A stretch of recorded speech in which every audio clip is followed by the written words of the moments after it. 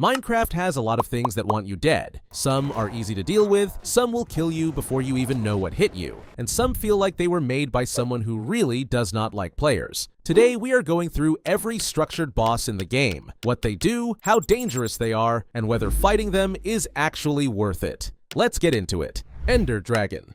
The final boss of Minecraft, and the one boss that actually means something when you beat her. Before touching the dragon, destroy all 10 crystals on the pillars first. 2 of them are caged, so you either shoot through the gaps or climb up. Hit her while even 1 crystal is active, and she heals faster than you can damage her. The only real window to deal serious damage is the perch phase, when she lands on the exit portal and breathes directly at you. Approach from the side, never from the front. First kill drops 12,000 experience points, enough to hit level 68 instantly, and the dragon egg appears on top of the portal. Respawn her with 4 end crystals placed on the portal sides and the whole fight resets. Pillars, crystals, everything. Second kill drops 500 experience and no egg, so do not expect the same reward twice. And if you destroy a crystal while she is connected to it, the damage transfers directly to her. One of those details that makes the fight feel a lot more satisfying once you know it. Elder Guardian.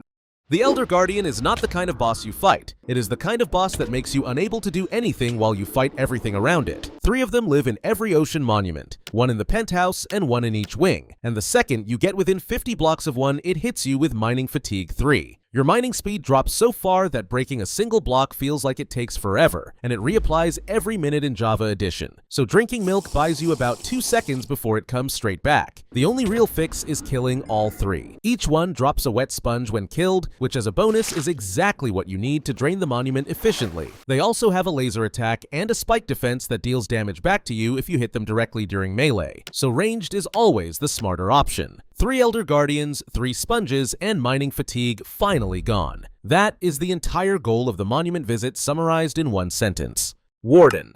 The Warden is the only mob in the game that you are genuinely not supposed to fight, and everything about it is designed to make that point very clear. It is completely blind. It finds you through sound, vibration, and smell, and the entire ancient city is built around skulk sensors and shriekers that feed it information about where you are. 4 shrieks and it comes out of the ground. On hard mode, it hits for 22 hearts of damage, which kills a fully geared netherite player in 2 hits. And if you think hiding behind a wall helps, the sonic boom attack goes straight through blocks and ignores armor completely. The only thing that reduces sonic boom damage is the resistance effect. Everything else does nothing. The correct strategy is to never wake it up at all. Sneak everywhere, throw snowballs to distract it, and if it does spawn, wait 60 seconds and it despawns on its own. The ancient city loot is worth the stress though. Enchanted golden apples, swift sneak books, and echo shards that cannot be found anywhere else. Just try not to breathe too loud. Wither. The Wither is the only boss in Minecraft that you have to build yourself, which means every death to it is entirely your own fault. 3 Wither skeleton skulls on top of 4 soul sand blocks, and suddenly you have a flying explosive nightmare to deal with. The moment it finishes spawning, it sends out a massive explosion, so standing close is already a mistake. It flies, shoots Wither skulls in all directions, and every skull that hits you inflicts the Wither effect, turning your health bar black so you cannot see how much health you have left while it is draining. It also has 300 hearts of health, which is more than the Ender Dragon. The most common strategy is to fight it underground in a tight tunnel where its movement is restricted and it cannot fly freely, which turns a chaotic flying boss into something a lot more manageable. Beacon is the reward for killing it. The nether star it drops is the only way to craft one, and a fully powered beacon is one of the best things in the game. 3 skulls, 4 soul sand, and a lot of regret. Worth it though. Evoker.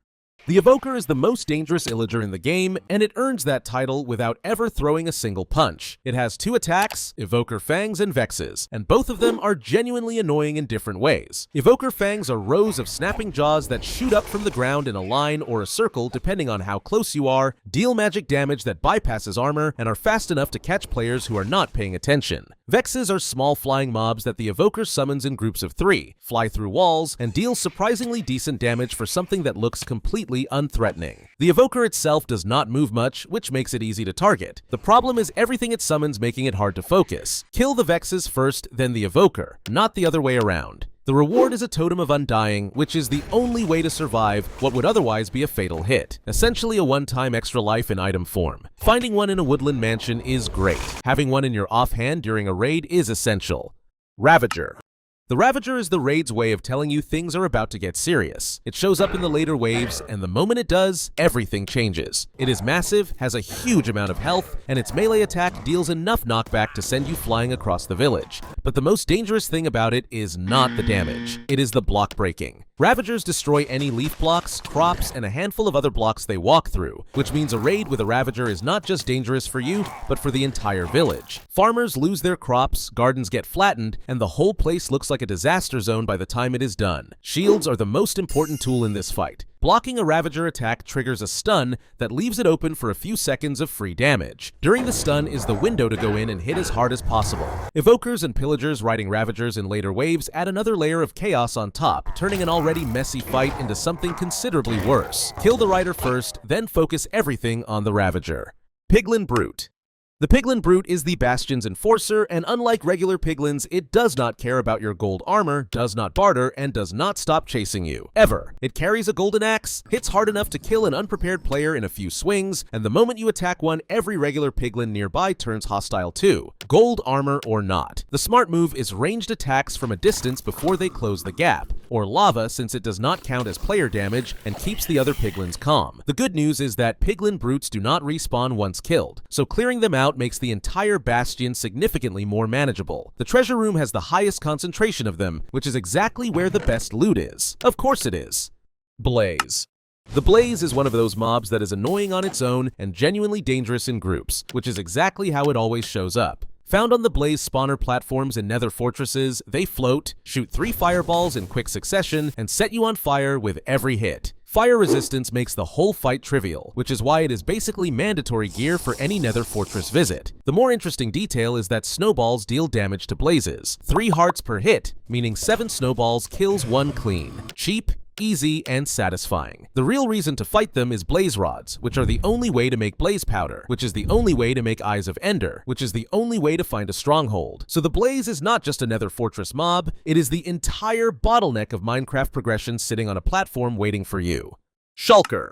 The Shulker is the end city's security system, and it is annoyingly good at its job. It hides inside a shell that matches the purple blocks of the city, only opening up to shoot a homing projectile that tracks you and inflicts levitation on hit. Levitation sends you floating upward with 0 control, which inside an end city full of open edges and the void directly below is significantly more dangerous than the projectile itself. The shell closes when not shooting, making it nearly immune to arrows unless you time your shots perfectly for the open window. The trick is to get close. Shulkers cannot track targets well at melee range, and a sword takes them out quickly once the shell opens. The levitation trick works in your favor too though. Getting hit while climbing the towers floats you upward for free, which saves time if you stay close enough to the wall. Shulker shells are the drop, 2 of which make a Shulker box, one of the most useful items in the game. Guardian. The Guardian is the Ocean Monument's first line of defense, and it is everywhere. They spawn constantly in and around the monument, have a laser attack that charges up from purple to yellow before firing, and deal magic damage that bypasses armor on hit. The only way to interrupt the laser is to break line of sight before it fully charges. Duck behind a wall for a split second and the whole thing resets. They also have a spike defense that deals damage back to you if you hit them directly during melee, so time your swings for when the spikes are down. A trident with impaling is the most efficient weapon here since it gets a significant damage bonus against aquatic mobs in Java Edition. The Guardian is not the main threat in the monument, the Elder Guardian is, but ignoring them while trying to navigate the structure is a fast way to take a lot of unnecessary damage. Clear the ones blocking your path and move on. Wither Skeleton. The Wither Skeleton is the Nether Fortress's most dangerous regular mob, and it is not because of its damage, it is because of what it does on hit. One swing inflicts the Wither effect, turning your health bar black and draining it steadily while you have no idea how low you actually are. In a dark fortress corridor with multiple Wither Skeletons swinging at once that gets out of hand very fast. Milk removes the effect instantly, which is why bringing a bucket into a nether fortress is one of the smarter things you can do. They are tall enough that they cannot fit through standard 1-block gaps, which makes low ceilings a surprisingly effective defensive tool. The main reason most players hunt them is the Wither Skeleton Skull, needed to spawn the Wither Boss, with roughly a 2.5% drop chance per kill, which means a lot of Wither Skeletons before you get 3 skulls. A looting sword makes the whole process significantly less painful. Hoglin. The Hoglin is one of those mobs that catches new players completely off guard because it looks like a passive animal and charges at you like a freight train. It deals heavy knockback on every hit, which near a lava pool or a bastion ledge is significantly more dangerous than the damage itself. Warped fungus is the counter. Hoglins hate the smell of it and run away immediately, making it one of the easiest mob repellents in the game. They also cannot spawn or stay in the nether if there is a warped fungus or a respawn anchor nearby, which is worth knowing when setting up any kind of nether base. Zombified piglins do not attack you for hitting hoglins either, so the bastion is one of the few places you can fight freely without worrying about every nearby mob turning hostile. They drop pork chops and leather, and baby hoglins drop nothing, just chaos. Ghast.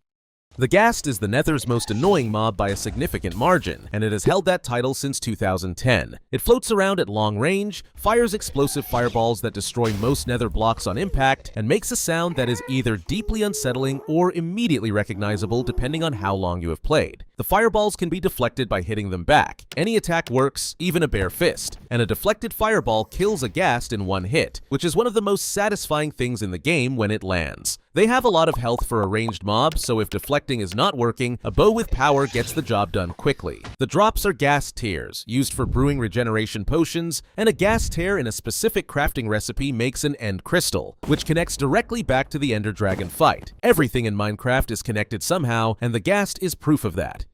Phantom. The Phantom is Mojang's way of punishing you for playing too long without sleeping, which is either a clever game mechanic or a passive-aggressive reminder to take breaks. Skip 3 in-game nights without sleeping, and they start spawning above you, diving down in groups and dealing damage on each pass. They are fast, they attack from above, and fighting multiple at once while trying to do anything else is genuinely frustrating. A cat nearby scares them off completely, which makes cats one of the most underrated utility mobs in the game. They drop Phantom membranes on death, which are the only way to repair elytra in an anvil, so the mob that spawns when you forget to sleep drops the item that keeps your flying equipment working.